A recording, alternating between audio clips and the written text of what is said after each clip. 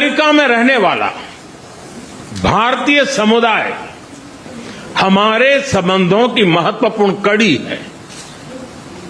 हमारे people to people ties को और गहरा करने के लिए हम शीघ्र ही लॉस एंजलिस और बोस्टन में भारत के नए कॉन्सुलेट खोलेंगे। हमने अमेरिका की यूनिवर्सिटीज और शिक्षा संस्थानों को भारत में ऑफशोर कैंपस खोलने के लिए निमंत्रण दिया है। राष्ट्रपति ट्रंप आपकी मित्रता और भारत के लिए दृढ़ प्रतिबद्धता के लिए मैं आपका आभार व्यक्त करता हूं। भारत के लोग तो 2020 की आपकी यात्रा को आज भी याद करते हैं और उम्मीद करते हैं कि राष्ट्रपति ट्रंप एक बार फिर उनके पास आएंगे। 140 करोड़ भारतवासियों की ओर से मैं आपको भारत आने के लिए आमंत्रित करता हूं। बहुत बहुत धन्यवाद।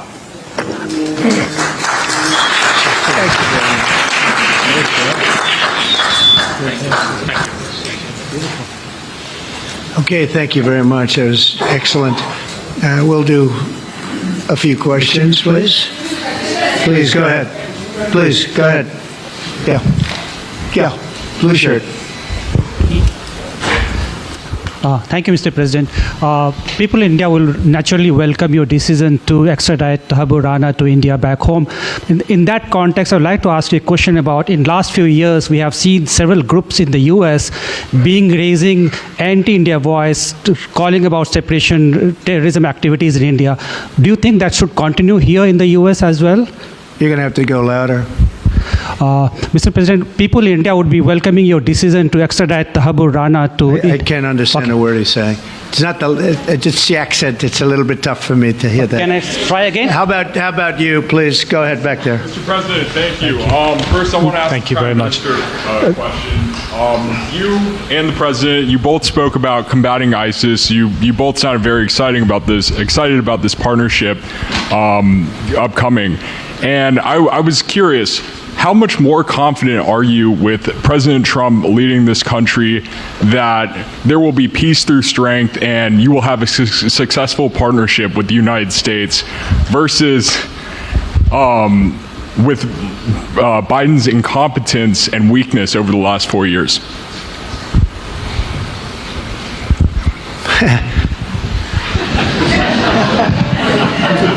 That's your question, but I'll answer it. I agree with you. Gross incompetence. We're going to have a fantastic relationship, and it has been, look, the whole world's been set back over the last 4 years by the weakness of the United States, the weak leadership of the United States, but I think we've taken care of it in just 3 weeks. It seems to me that even some of the media that we wouldn't prefer has been writing that this is a much different country right now, that the world has a light over it, not only our country, but the whole world. The Prime Minister told me that before, too, even over India. The world has a light. They need the United States to be strong and powerful, but good. And I think that's happened, and I think it's happened in a very short period of time. But I will tell you, we're going to have a fantastic relationship, and it'll make both countries much stronger.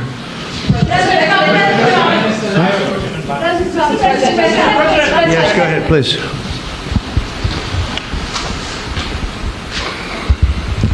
Okay, Geeta Mohan from India Today, sir.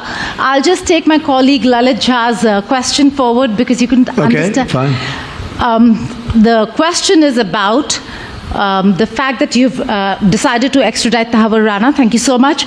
India has been waiting to have him back in India to bring him to justice. But there are many other elements in the United States of America, particularly Khalistani separatists who've been working against Indian interests. How is the United States of America going to cooperate on that front with India? There have been allegations that have been leveled against Indian agencies by the Biden administration. Are you going to relook that with Tulsi Gabbard as DNI now? Well, I don't think India had a very good relationship with the Biden administration. They wouldn't sell them oil and gas, which is rather hard to believe because, it's a good thing to do. And a lot of things happened that weren't very appropriate, I thought, between India and the administration, the Biden administration. But as you said, we're giving a very violent man, it seems to me. I mean, I don't know that he's been convicted yet or will be, but let's assume he's a pretty violent person. We're giving him back to India immediately, and there are more to follow because we have quite a few requests. So we work with India on crime, and we want to make it good for India, and it's very important. So that kind of a relationship is very important to us. Okay? Go ahead, please. Go ahead. Thank you. Mr. President, you've repeatedly called India a big abuser of trade and said it is really difficult to do business in India because of tariffs. You announced reciprocal tariffs today. I am hoping you can speak about what kind of reciprocal tariffs India can expect. Are you willing to make any concessions? And how can India head off these tariffs? I also have one for the Prime Minister. Well, India's been to us just about the highest tariffed nation anywhere in the world. They've been very strong on tariffs, and I don't blame them necessarily, but it's a different way of doing business. It's very hard to sell into India because they have trade barriers, very strong tariffs. We are right now a reciprocal nation. We are going to, if it's India or if it's somebody else with low tariffs, we're going to have the same. We're going to have whatever India charges, we're charging them. Whatever another country charges, we're charging them. So it's called reciprocal, which I think is a very fair way. We didn't have that. I was going to do that in my other term, and we had the greatest economy ever in the world. There's never been an economy like we had, and then we got hit with COVID. We had to focus on that, and I wasn't really in the mood to be putting it on Italy and Spain and France and India, frankly, and a lot of other countries because the world was very troubled until we got rid of that nightmare.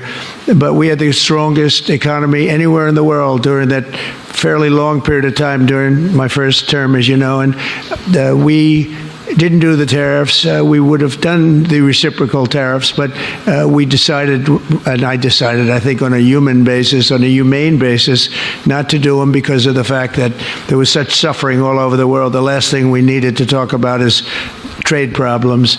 But now we do. We see a tremendous future for our country, but we felt that now it's finally time, after 45 or 50 years of abuse, that we will do, and this isn't India, this is among a lot of nations. The European Union is very difficult for us, very, very difficult. They tax our companies at levels that nobody's ever seen before. They take advantage of a lot of things, so we're not happy about that. China, of course, is terrible, and we've never taken in 10 cents until I was president. We've taken in hundreds of billions of dollars from China since I've been president in first term and now.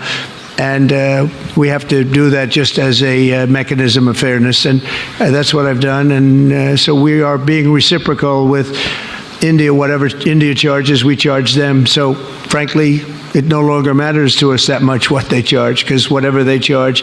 I had discussions with India in the first term about the fact that their tariffs were very high, and I was unable to get a concession. So we're just going to do it the easy way, and we're just going to say whatever you charge, we charge. And I think that's fair for the people of the United States, and I think it's actually fair for India.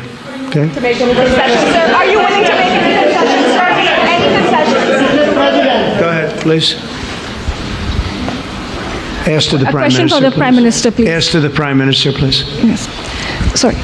Yoshita Singh with Press Trust of India. Prime Minister, thank you, Mr. President. Prime Minister, the US is giving a lot of push to curb illegal immigration, and India has been cooperating on this issue. How does India see this issue in the larger context? Thank you.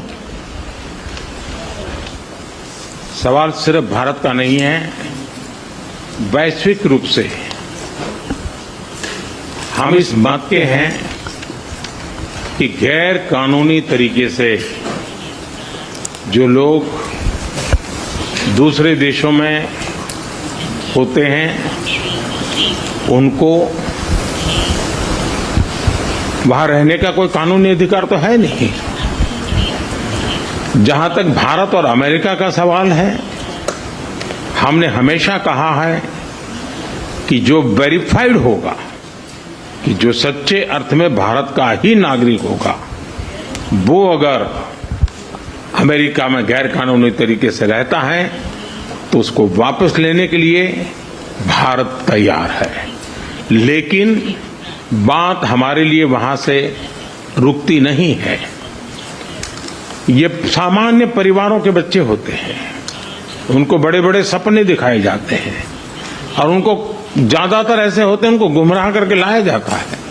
और इसलिए ये human trafficking में जुड़े हुए पूरे ecosystem पर हमने वार करना चाहिए। और अमेरिका और भारत मिल करके हमारी कोशिश है, और हमारी कोशिश रहनी चाहिए, कि इस प्रकार की पूरी इकोसिस्टम को हमें जड़ मूल से नष्ट करना चाहिए, ताकि ह्यूमन ट्रैफिकिंग बंद हो और गरीब लोगों को जो अपनी धन दौलत बेच करके ऐसे बड़े बड़े सपने दिखा करके उनको अंधेरे में रख करके ले जाया जाए, उनके साथ भी पूरे इकोसिस्टम के खिलाफ है। और मुझे विश्वास है कि राष्ट्रपति ट्रंप भी इस इकोसिस्टम को खत्म करने में भारत का पूरा सहयोग करेंगे।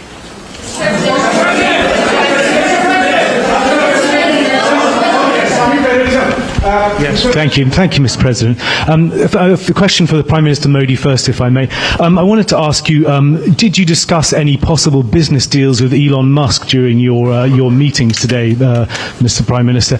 And Mr. President, I wanted to ask you: today you spoke about hoping to have three-way talks with President Xi and President Putin. What would you say to European leaders and other allies who may be concerned that you're apparently more keen to speak to America's adversaries than to its allies? Thank you. Well, maybe I'll just go first on this one. We had some talks, and we told the European Union, we told the NATO people, largely they overlap, you have to pay more money because it's unfair what we're doing. We're doing a tremendous amount more. We're probably $200 billion more going into Ukraine, using for Ukraine to fight. And Europe has not really carried its weight in terms of the money. It's not equitable. And we want to see a counterbalance. We want to have them put up more money. They have to do that. At the same time, we had a very good conversation with President Putin yesterday, and we also had a very good conversation. I did in both cases with President Zelensky, and I think we're going to be able to do something. I think we're going to be able to make a deal. And I hope so, because it's a horrible war. It's a very terrible, bloody war with 1.5 million soldiers at least already dead on the battlefield, lying all over the fields like nobody's ever seen anything like it, certainly since the Second World War. And so I think we're going to be able to do something. We're working with President Zelensky and with President Putin, and my impression is that I know that President Zelensky wants to make a deal, and I also feel that I know that President Putin wants to make a deal. I wanted to know that before I began any detailed discussions, but the meeting and the conversation, also the meeting with Steve Witkoff in Moscow, was a very successful one. And my phone call with him was a very successful one. Please. ऐसा है कि आपने Elon Musk के लिए पूछा है। देखिए, मेरा उनका बहुत पुराना परिचय रहा है। मैं प्रधानमंत्री भी नहीं था, जब मैं मुख्यमंत्री था तब से मेरा उनका परिचय है। और आज वो एक पूरे परिवार के साथ, बच्चों के साथ मिलने के लिए आए थे, और स्वाभाविक है कि एक पारिवारिक वातावरण में उनके साथ मेरी गपगोष्ठी हुई है। जहां तक डील का सवाल है, आपने जो प्रश्न पूछा है, मैं समझता हूं पूरी दुनिया में डील शब्द का कॉपीराइट एक ही व्यक्ति का है, और उस व्यक्ति का नाम है Trump.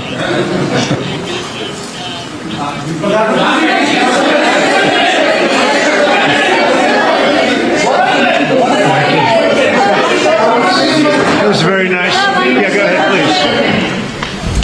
Thank you, Mr. President. Can I ask whether you discussed at all today the case of Gautam Adani, who's one of the wealthiest men in Asia and perceived as an ally of Prime Minister Modi? Prime Minister Modi, have you asked the President to take action on that case? Thank you. पहली बात है, भारत एक लोकतांत्रिक देश है और हमारे संस्कार, हमारी संस्कृति वसुधैव कुटुंबकम की है। हम पूरे विश्व को अपना एक परिवार मानते हैं। हर भारतीय को मैं अपना मानता हूं। दूसरी बात है, ऐसे व्यक्तिगत मामलों के लिए दो देश के मुखिया न मिलते हैं, न बैठते हैं, न बात करते हैं। Go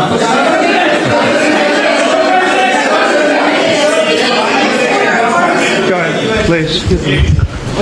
Yeah, please. Sir, go ahead, please. Thank you, Mr. President. Thank you, Mr. Prime Minister. I have a question for you as well. But, Mr. President, you have suggested, with regards to the Russia-Ukraine war, you've suggested several things that Ukraine should give up. The idea of NATO membership, territory that was seized back in 2014 by Russia. What should Russia give up? Russia has gotten themselves into something that I think they wish they didn't. If I were president, it would not have happened. Absolutely would not have happened. And it didn't happen for 4 years. If you look at what has taken place under President Bush, they lost a lot. Under President Obama, they lost Crimea. Under Biden, it looks like they could lose the whole thing. Under Trump, they lost nothing. Ukraine lost nothing. They didn't give up anything. And you take a look at the other three presidents surrounding me, they gave up a lot. I think that when you look at Ukraine and when you look at the mess that they're in, it's got to be ended and it's got to be stopped. Now, Russia's taken over a pretty big chunk of territory. And they also have said from day one, long before President Putin, they've said they cannot have Ukraine be in NATO. They said that very strongly. I actually think that that was the thing that caused the start of the war. And Biden said it, and Zelensky said it, and I think that was one of the reasons, one of the starts of the war. But from long before Putin, they said you cannot have Ukraine going in any way into NATO. And I start from that standpoint. I think everybody knew that. Now, if a better deal can be negotiated, if they are able to make a deal where they can do that, that's fine with me. I really don't care. I want that bloodshed to stop. I don't want to see, we have an ocean between us and the site we're talking about, the site of death. We're calling it the fields of death. We have a big ocean in between us. This is more important for Europe. We shouldn't be in. They have to equalize, and they're going to have to do it fast, but they have to equalize. But as far as the negotiation, it's too early to say what's going to happen. Maybe Russia will give up a lot. Maybe they won't, and it's all dependent on what is going to happen. The negotiation really hasn't started. But I will say, as far as NATO is concerned, from many years before President Putin, I will tell you that I've heard that Russia would never accept that. And I think Ukraine knew that because Ukraine wasn't in and never requested to be in until more recently. So that's the way it is. And I think that's the way it's going to have to be. Go ahead, please. All right, go ahead, please, with the tie. With the tie, yeah. Mr. President, yes, go ahead, please. This is Saurabh Shukla from News Mobile. Mr. President, you spoke about Prime Minister Modi as a tough negotiator. Who was a tougher negotiator today and who has a better negotiating tactic when it comes to tariffs? Oh, he's a much tougher negotiator than me, and he's a much better negotiator than me. There's not even a contest. Okay?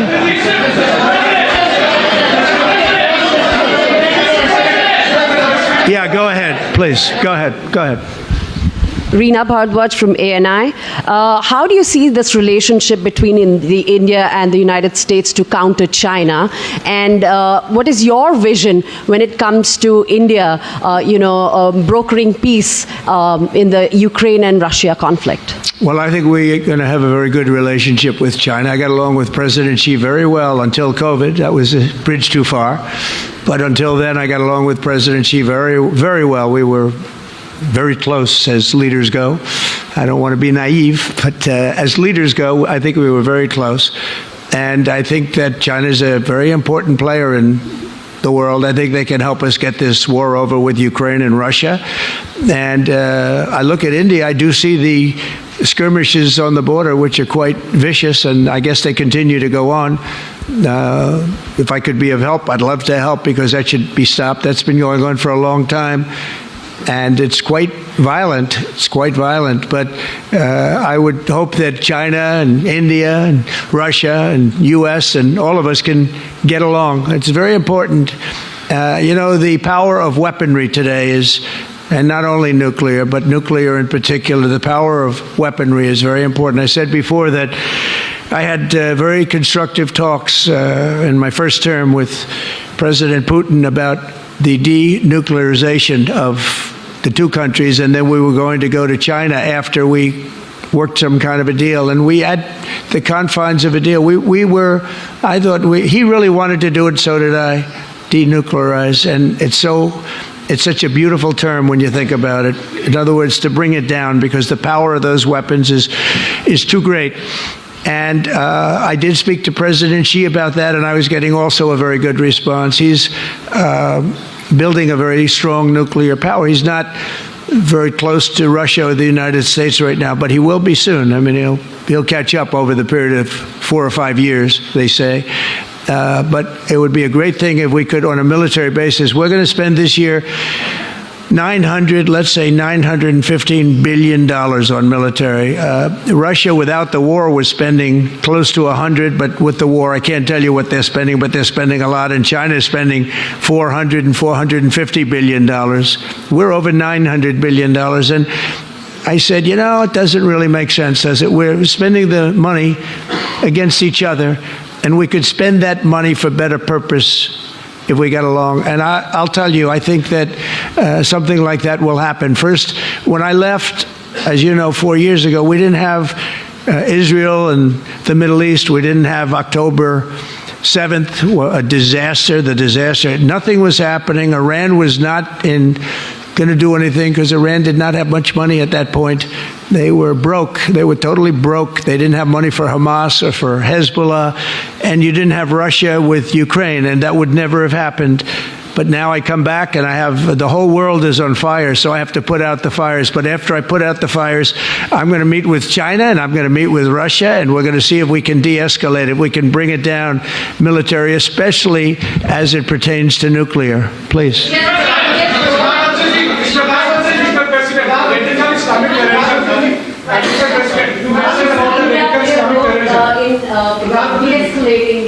Ukraine-Russia. अगर आप mic लेकर के कुछ बात करें तो प्रधानमंत्री जी, आप इंडिया का रोल कैसे देखते हैं? आपने बातचीत की है प्रेसिडेंट ट्रम्प से to de-escalate the conflict in Russia and Ukraine.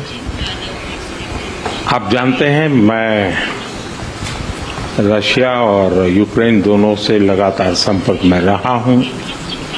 मैं स्वयं भी दोनों देश की मुलाकात कर चुका हूं। बहुत से लोगों का एक भ्रम है कि भारत न्यूट्रल है। मैं साफ करना चाहता हूं, भारत न्यूट्रल नहीं है। हमारा अपना एक पक्ष है, और हमारा पक्ष है शांति, पीस। और मैंने इसी एक हमारे सिद्धांत को लेकर के राष्ट्रपति पुतिन की हाजिरी में मीडिया के सामने स्पष्ट रूप से कहा था कि युद्ध का समय नहीं है। और आज भी मेरा कन्विक्शन है कि युद्ध के मैदान में समस्याओं के समाधान नहीं निकलते हैं, अल्टीमेटली वार्ता के टेबल पर ही होते हैं। और भारत का लगातार प्रयास रहा है कि दोनों लोग जिसमें मौजूद हो वैसे फोरम में बातचीत होगी, तब कोई रास्ता निकलेगा। राष्ट्रपति ट्रंप जो प्रयास कर रहे हैं, मैं उनका स्वागत करता हूं, समर्थन करता हूं, और मैं चाहता हूं कि राष्ट्रपति ट्रंप हो सके उतना जल्दी सफल हो, ताकि दुनिया में शांति के रास्ते खुले।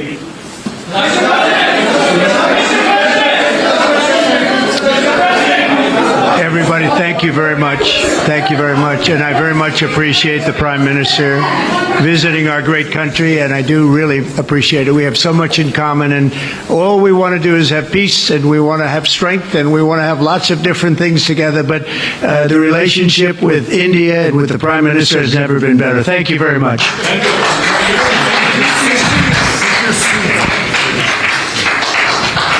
Thank you.